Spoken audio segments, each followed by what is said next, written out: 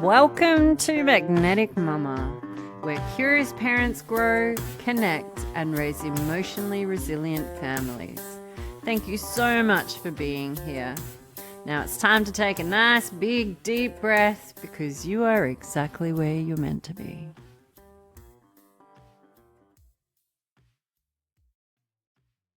Hello, and welcome back to Magnetic Mama. It feels so lovely to be sitting here behind the mic again. I know it's been a hot minute, and I'm here to explain. So, if you have been a part of my Magnetic Mama community for a while now, you may have noticed that I've been a bit quieter over the past few months. And today, rather than pretending otherwise, I wanted to begin exactly there. Not because I haven't had anything to say, because if anyone who knows me, I have always got something to say, even if you don't want to hear it. Actually, it's been quite the opposite. I've been living the very things I teach. I know. And sometimes it's hard to take your own advice. Anyway, let me explain. Today's episode is really just a conversation about what's been happening. And as usual, it's not about perfection. It's not about polished answers. Just some of the reflections from a season, that being winter, that has been a little bit challenging, if I say so myself. It stretched me, but also reminded me of something I think we've forgotten as a society.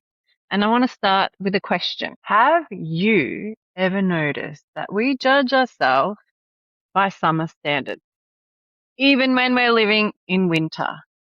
Because if you have, I want you to stop, because I think winter asks us of us a different thing. I think winter asks us to actually slow down, especially if you're living in the southern hemisphere, in the southern countries where it's cold, dark, cold, rainy, all the things. And if you're like me and caught yourself calling your own internal dialogue, telling yourself that you're lazy when really winter is kind of asking us to rest, like the bears in hibernation. Not that we have bears in Australia, but you know, the animals that sort of just, well, what goes in hibernate? Like the snakes, the lizards, the frogs. They all just kind of go and like hide underground. And if you're like me, if you do hibernate and you're not doing all the things that you normally do, you start telling yourself maybe you're falling behind. And again, I think winter is asking us perhaps different things, like how to conserve our energy. And yet, even if it's asking us that, maybe we're still trying to somehow convince ourselves if we're not doing all the things, we're failing.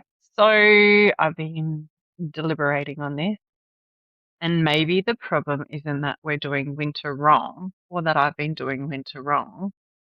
Maybe we're expecting ourselves to bloom in a season that is designed for growing roots. Nature always teaches us things we actually need to know on this planet. So that thought has stayed with me all winter. Curious to know what your thoughts over winter might have been. But in that situation of, you know, not doing all the things, this winter, therefore, has looked very different for me. Normally, I am someone who gets up early, I exercise, I get things done, I keep moving, and I guess I've always associated that version of myself with discipline. Now, I'm not the most disciplined person, but I do like a bit of routine, and it does help me feel like I'm staying on track. But this year, I found myself sleeping, literally like a hibernating frog. I slept in more than I usually would. My fitness routine slipped, and definitely I almost immediately found that familiar voice yapping in the background telling me, "You're lazy. You're letting yourself go, you little lazy blah, blah, blah. You should be doing more." I know you all know what I'm talking about. I know all the mums and dads out there have heard those internal words before because they follow us around like our little kids humbugging us. So I do believe you've heard that voice before yourself. If you haven't, lucky you. But what's fascinating is, despite sleeping more, despite exercising less, not exercising at all, but just less, I have kind of found myself actually becoming a little bit more emotionally available. I have felt a little bit more calmer sometimes, a little bit more patient sometimes, a little bit more regulated, and allowing myself to be dysregulated as well. But in doing that, it allows me to create space for awareness and building that recognition of regulation. Anyway, in reflecting upon that and turning down the noisy and annoying whining voice in the back of my head that's like, "You're lazy, you're not doing enough. Get off, you lazy bugger." Um, Turning that down and sitting in the it's okay to have a bit more sleep phase has actually cracked open this little door of allowing space to be more capable of responding to all the hoo-ha that life has been asking of me. And that has really challenged my beliefs because somewhere along the way, I'd linked, and I know this resonates with many, I've linked productivity with worthiness. And that's a hard one to untangle. So listen in. And I have always thought the harder I pushed, the better I was doing. Now, anyone been in burnout? You've probably been there, done that, got the t-shirt. Well, that's not where I want to head. Up to you where you want to head. But for me, going back down the burnout path is something I am actively trying to avoid. And I think having a little sleep in this winter has been helping me not burn out, especially when my life has been super busy and hectic. And whilst maybe I haven't been appearing here in internet magnetic mama land, I have been busily working behind the scenes, building roots. So life was asking something different of me this winter. And I think this is what was really happening. From the outside, it may have looked online like, where's she gone? Not slowed down, but what's she doing? But the truth behind the scenes, I was learning a completely new business after purchasing Niche Body Contour. This took me down a very windy road of learning new systems, making decisions on my own every day, which I'm kind of loving, but at the start, it's a bit overwhelming. And just trying to find my feet as a solopreneur, which is wearing every single beanie or hat under the sun that is involved in a business. And at the same time, my home life kept moving. Tween emotions, teen emotions, friendship, blah, blah, blah, sisterly disagreements / punch up, fight, arguments, all the things. School sports, school holidays, sleepovers, catching buses, school reports, mental load that so many of us quietly carry. So life wasn't really slower or quieter. In fact, it's been a bit more fuller and overflowing. And there The difference was my energy needed to go somewhere different. And that's when I realized something. Hibernating doesn't mean you're not doing anything. Sometimes it simply means you're directing your energy towards what matters most.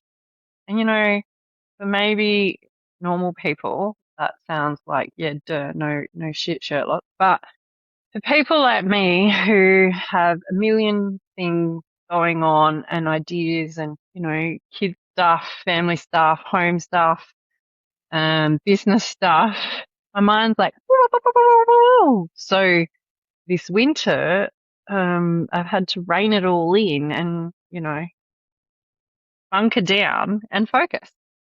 So I'm learning. And as I reflected on all of this, I remembered a little season in my life that I hadn't forgotten, but I just hadn't gone back to it for a while. And I'd like to share a little sneaky peek thing with you. So I was a 24-year-old idealistic adventurer, I want to say. And I was backpacking through India, saved up lots of money, worked out bush, did all the things to prepare myself for this exciting adventure with literally a very empty backpack, fisherman pants, and some Birkenstocks. So off I went on my own on my first trip overseas by myself as a 24-year-old. I had travelled all around Australia by myself, but not by myself, with friends and here and there and different things. Anywho, I digress. This was my first trip overseas, and one unexpected turn led to another, and surprise, surprise, all my plans changed, and I found myself in Hyderabad. India had been the destination. Hyderabad had been a little stopover, which turned into a lot longer than that. But this is where I found myself living within a Steiner community. Rudolf Steiner, if anyone doesn't know, is a philosopher. He has a whole ecosystem of schooling, philosophy, health, a way of living, all the things. Look him up. It's an incredible way to live. Interesting, super interesting. So I found myself in this Steiner community in Hyderabad, and I had the incredible privilege of spending time alongside an anthroposophical pediatrician who was one, the most phenomenal woman I've ever met in my life. Full respect, Dr. Lakshmi Prasanna.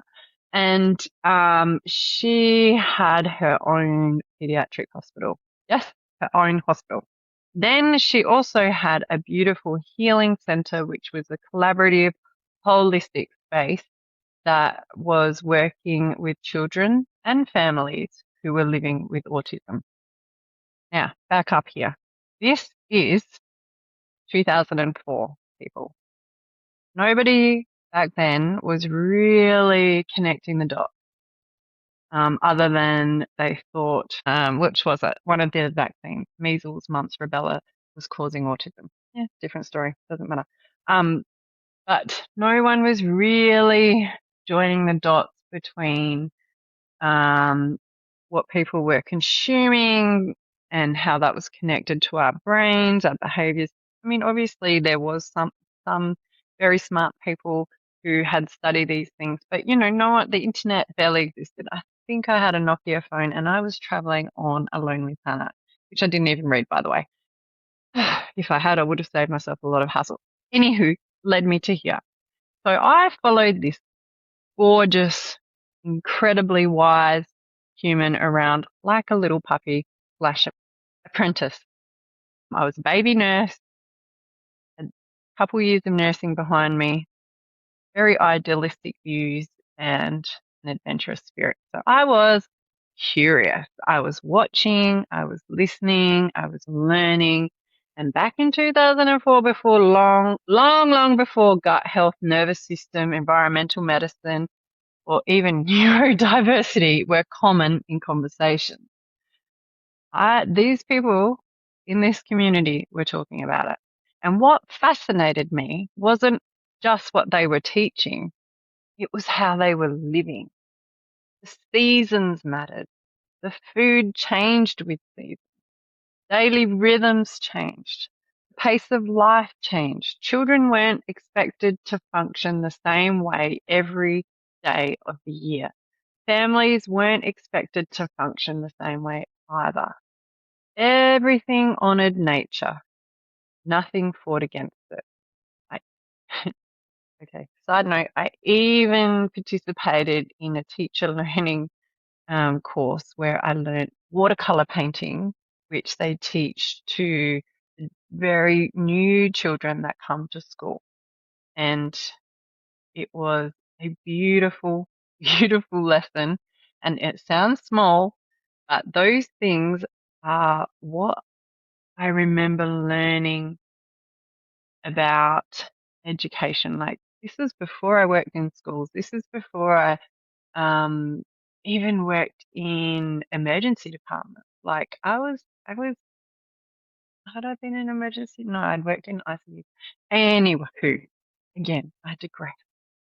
But what I remember learning was that education wasn't simply about knowledge. Okay. It was about observation, being present, demonstrating patience, learning to notice, learning to trust timing. And at the time, I had no idea those experiences would shape the way that I think about health for the rest of my life. So back to winter in Australia, 2026. Those memories came flooding back. Actually, yeah. Yeah, here's a picture of me in India that wasn't when I was with the Steiner community, but it is shortly after this. I travelled to a place called Hospit and stayed with another family and went to a festival, and I met these young budding artists at a college, and they asked me to sit and, so they could draw my portrait. So this is me in India, 2004 in Hospit, shortly after all this hanging out with the anthroposophical doctor. Anyway, what winter has been teaching me in this season of life is that nature never apologizes for being winter.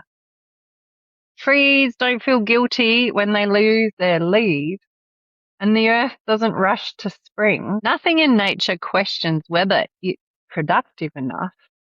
Winter isn't failing, winter is preparing.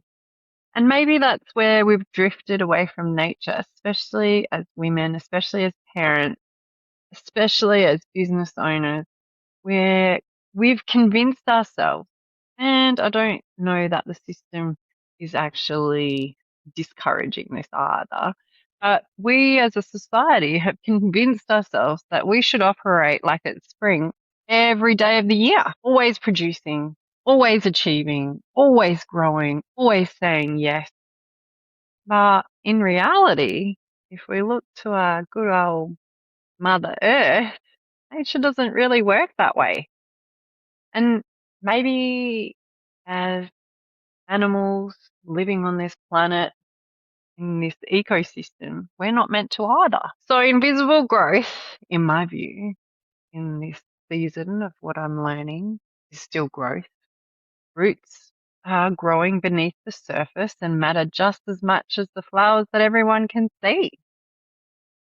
So in parenting, this lesson has changed the way I've been showing up with my girls.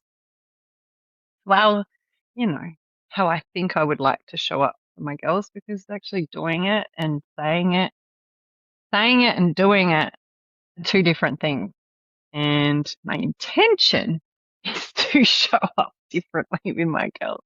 And when I catch myself not doing things that I've been talking, I have to reel it in, sit down, take a few deep breaths, and realign and try again.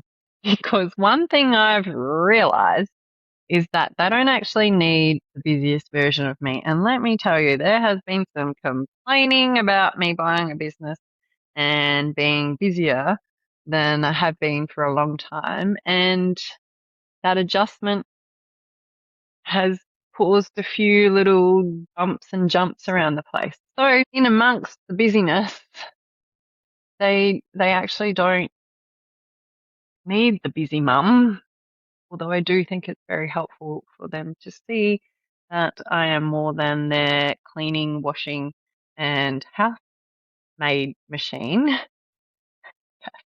But yeah, what they really need in reality is the most regulated version of myself. And that has been incredibly confronting because trying to be regulated when you're busy and chaotic is quite a challenge. So I used to think being a good mum meant doing more, or kind of like, doing everything, but not for them in terms of like, you know, doing things for them, but doing more in the sense of making sure they have options and opportunities to do what they want to do. So usually that means more Ubering, mum Ubering around the place, organising more play dates or sleepovers, helping more. This year I'm not on any school committees or not, and there's a sense of guilt and I could, whatever, but at the moment that's not where I need to be. Fixing more, letting my girls sort out their battles rather than trying to step in and do it for them at school, with teachers, with friends, all the things. But this winter has reminded me that one of the greatest gifts that I can give to my children is my own regulated nervous system. And they come home carrying friendship worries or disappointment or big emotions. They don't need me to solve everything. They need me to stay steady enough to sit beside them because, and I've said this a few times before, connection really does come before correction. And like I said, that is a lot easier to remember in theory or to say than it is on a Tuesday, let's say Wednesday afternoon, when you got to run to footy training pickup, dinner still needs to be cooked and the fire hasn't been started and everybody's emotions are running high. So that's where practice lives.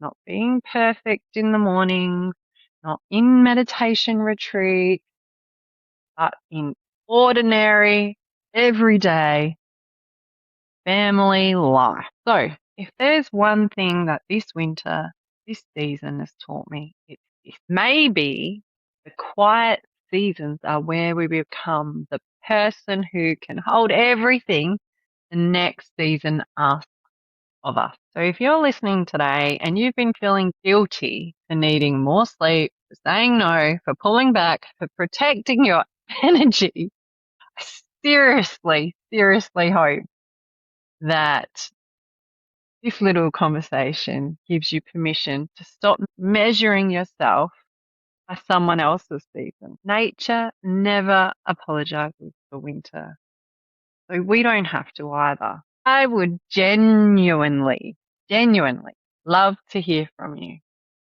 Tell me, what has this winter been teaching you? And what's been feeling the hardest in your family right now with tweens and teens? And what conversations would you love us to explore together in the next few months?